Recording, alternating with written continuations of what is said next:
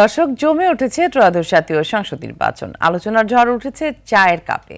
সেই তর্ক বিতর্ক, আলোচনা সমালোচনা তুলে আনতেই আমাদের এবারের আয়োজন হ্যাপি কাউ চায়ের আড্ডায় নির্বাচন।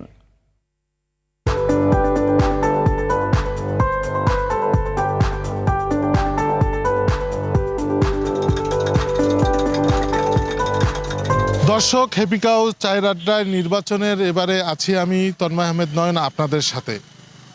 ঘনিয়ে আসছে জাতীয় সংসদ নির্বাচন, তা নিয়ে শুরু হয়েছে আলোচনা ও সমালোচনা।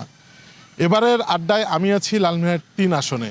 এলো instant milk powder happy cow, যেমন সাশ্রয়ী তেমনি পুষ্টিগুণে ভরপুর। হ্যাপি কাউ, গরুর দুধের স্বাদ সবাই পাক।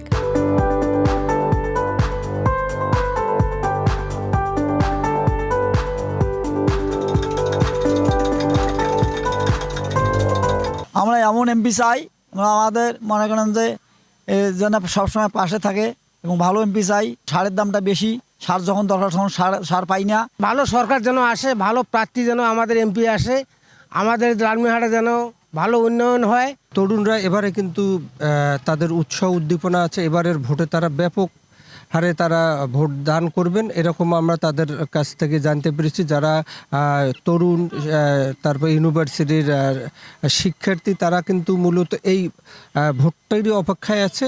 জাতীয় সংসদ নির্বাচনে বরাবরই রাজনৈতিক দলগুলো বিভিন্ন প্ল্যাটফর্মে বিভক্ত হয়ে জোট আকারে নির্বাচনের মুখোমুখি হয়, এটি তার ব্যতিক্রম নয়। দর্শক, হ্যাপি কাউ চায়ের আড্ডার নির্বাচন আজ এ পর্যন্তই। সকলেই ভালো থাকুন, সুস্থ থাকুন আর নির্বাচনী বার্তা পেতে টিভির সঙ্গেই থাকুন।